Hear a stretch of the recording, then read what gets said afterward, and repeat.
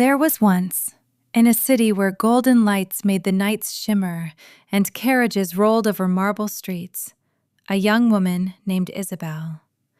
She lived in a world of wealth and rules, surrounded by crystal chandeliers, velvet gowns, and silent hallways where every step was watched.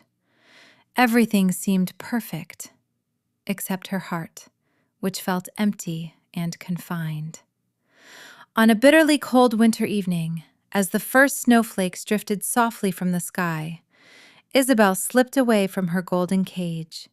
She walked alone, her breath visible in the freezing air, until she stopped at an old fountain in a quiet square. And there, she saw him. He sat curled on the edge of the fountain, his coat thin and worn, his hands red and cracked from the cold. Yet there was something in the way he carried himself, something gentle, something proud. When he looked up, their eyes met. His name was Luca, a wanderer, forgotten by the world, but from that moment on, not by her. Isabel began to visit him often, at first hesitantly, as if she were doing something forbidden, but soon it became something she longed for. She brought him bread, warm tea, and sometimes simply her presence. Luca told her stories of the streets, of star-filled nights and freedom, of a life without walls. And she told him of her dreams, her doubts, her quiet longing to truly live. Slowly, something grew between them, something stronger than words. They laughed together, sat close in the cold, and found warmth in each other. Their hands touched, first by accident, then with intention, until they no longer wished to let go. And so it happened. They fell in love, deeply, irreversibly, with all their souls. But their love had no place in her world. When Isabel's family discovered the truth, a storm broke loose. Her father forbade her from leaving the house alone. Her mother called Luca a disgrace. "He is nothing," they said coldly. "This must end."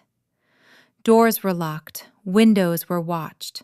Letters Isabel tried to send never reached him. Her pleas were ignored, her tears meaningless. She was trapped in a life that suddenly felt colder than the winter outside. But Luca kept coming, every day, every night. He stood by the fountain where they had met, hoping for even the smallest glimpse of her. Sometimes he whispered her name into the wind, as if it might carry his voice to her. He had nothing left, no warmth, no food, but his love kept him standing, until even that was no longer enough.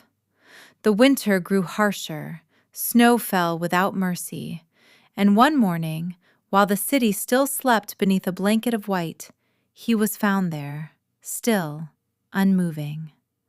Luca had died, alone, from the cold, from hunger, and from a broken heart.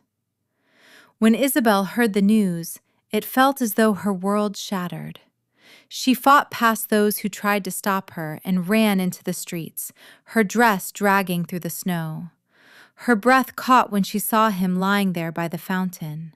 Too late. She fell to her knees beside him, her trembling hands reaching for his frozen face. "Luca, please, I'm here," she whispered, her voice breaking. But he could no longer hear her. The days that followed were a blur of grief. Isabel barely spoke, her eyes hollow, her heart empty. In time, she left behind her family and all her riches, as if none of it had ever truly mattered. Years passed, the city changed, people came and went, but Isabel remained. Every winter, on the first day of snowfall, she returned to that fountain. She placed a single flower where he had died and sat there in silence, sometimes for hours, sometimes until night fell. People saw her as a ghost of the past, a woman who had lost something that could never be replaced. Because although Luca had left this world, he lived on forever in her heart. And deep within her soul, Isabel held on to one fragile hope, that somewhere beyond the cold, beyond time itself, she would find him again.